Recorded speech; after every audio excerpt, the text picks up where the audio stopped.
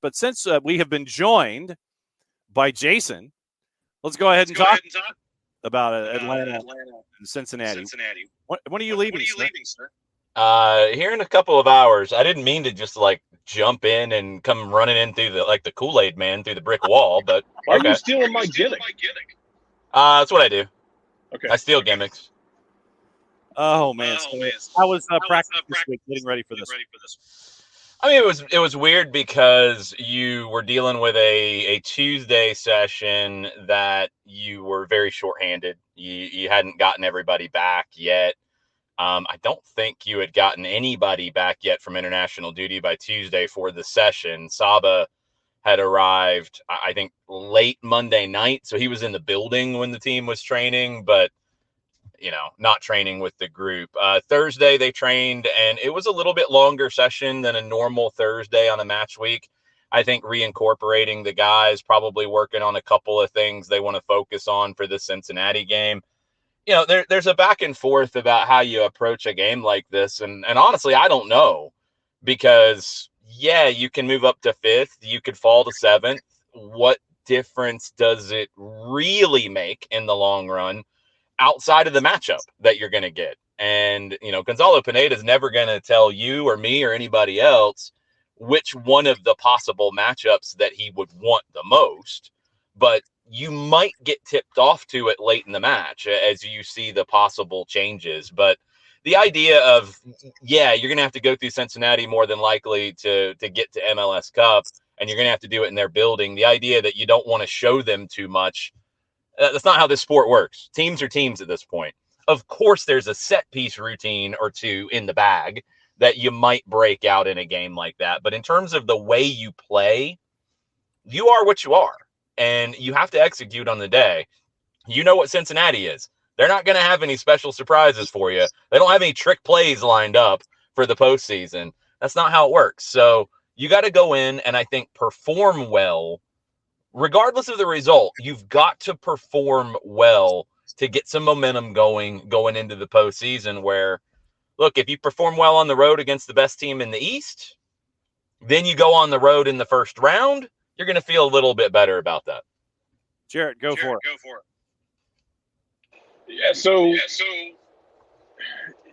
looking, talking about where you might finish in the standings. The only thing I'm considering here is the fact that I feel like the East is such a blood sport. I'm going to try and finish as high as I can. And I get what you're saying. I'm going to try and finish as high as I can because I don't trust one of these teams like Nashville to win a 6 or 7 seed game, and then you end up hosting a team like that in the next round if you get through a Philadelphia or an Orlando, whoever the hell it might be.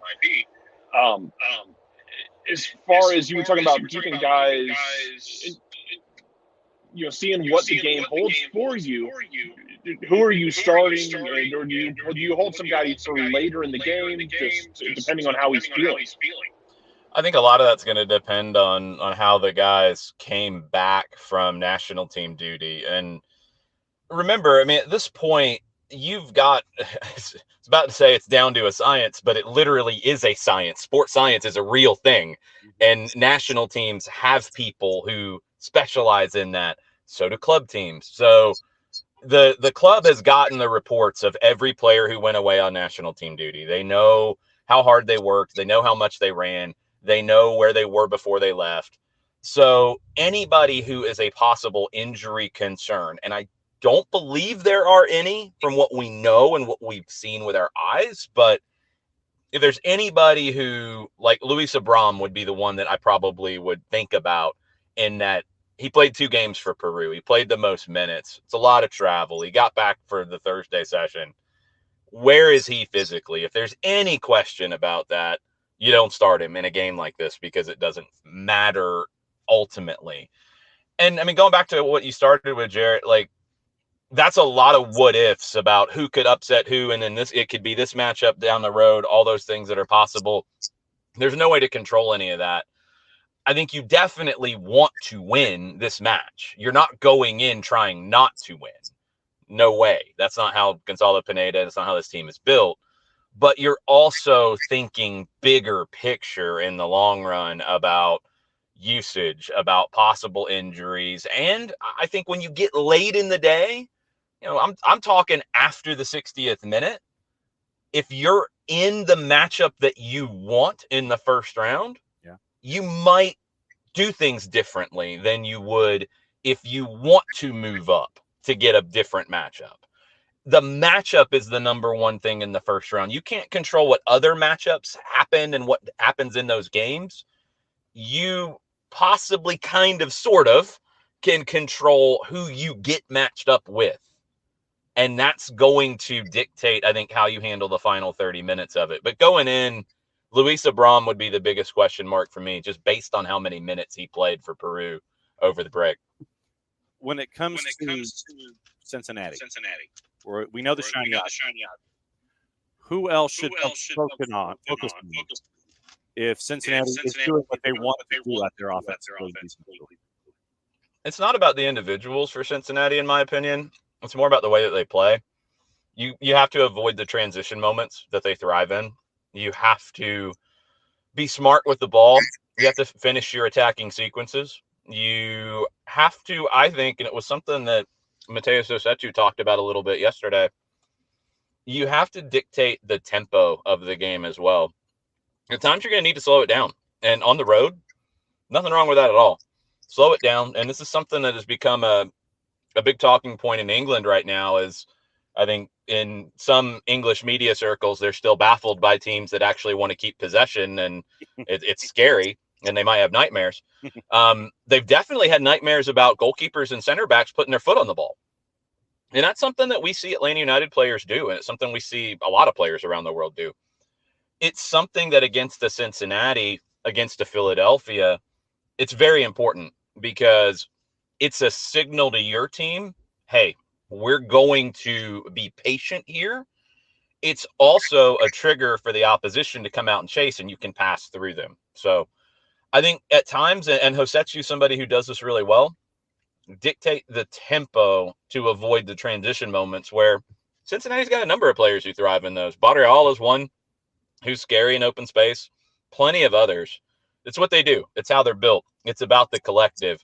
You have an incredible MVP level player in Lucho Acosta on top of the collective, but for Cincinnati, it's about the collective and the way that they play. Jared. Looking at the roster for Atlanta United and guys who might be kind of, guys who usually don't get a start, do you look at any rotation with giving guys an opportunity in this game to say, hey, I know you haven't had as many minutes, especially lately, but I might need you in the postseason. Can you show me something in a hostile environment here in a game that has some stakes, but this isn't like a do or die? I don't think you're looking at it from the start. I don't think you're doing it to force it, but yeah, that could affect your substitutions. And I think one player that I come back to is Derek Etienne, who has been good in his last couple of substitution appearances. He's done all the right things, according to Gonzalo Pineda, in terms of dealing with losing playing time. And he has. And he hasn't played well this season. He's struggled. You're probably going to need him at some point, especially with Tyler Wolff's injury. Now, Gonzalo talked about Tyler yesterday and said that he said it multiple times about Tyler's pain threshold. And where they're at right now is just being careful that Tyler's not being the crazy, insane, tough guy that it sounds like he is, and playing through something that can be a bigger problem, as opposed to he's okay, he's recovering. Yes, he can deal with the pain and he can play and contribute. Etienne is going to be needed during this time. So he wouldn't surprise me at all if he gets maybe more playing time out of those guys, Jarrett, but I'm not expecting rotation just to do it. I'm not expecting them to get too tricky with the starting lineup. I think more than anything, it's about building some momentum going into the postseason. So Alex says there's a collective, but Lucho is the board queen. Yes, Alex is always correct. The Borg queen, yes, that is Lucha. What are the podcast plans for you and Mike? So we're on at 5:30 for the Five Stripes Countdown. Kickoff will be just after 6 o'clock. We will keep you posted on everything going on around the East. I'll be kind of doing two different things in this broadcast. I'll be keeping up with all the other scores and updates, and also talking about the game that's happening in front of me. It's a weird one just because it has that weird feel of, it matters, but it doesn't matter as much as some other games matter. It's important in terms of where you end up, but there's so much out of your control in that. You kind of just want to get right in terms of the way that you play. So we'll be talking about all of that. 92.9 The Game, the Odyssey app, the Atlanta United app, and a very short full-time report tomorrow before we hop on a plane to come back, but we will know at least what the matchups are. I don't know if we'll know the schedule by that point. I'm not sure if MLS will drop that tomorrow or if that will drop more on Sunday. But at least we'll know who the matchup is by the time we finish everything in Cincinnati tomorrow. No doubt about it. Be safe, my friend. We'll catch up soon. Adios.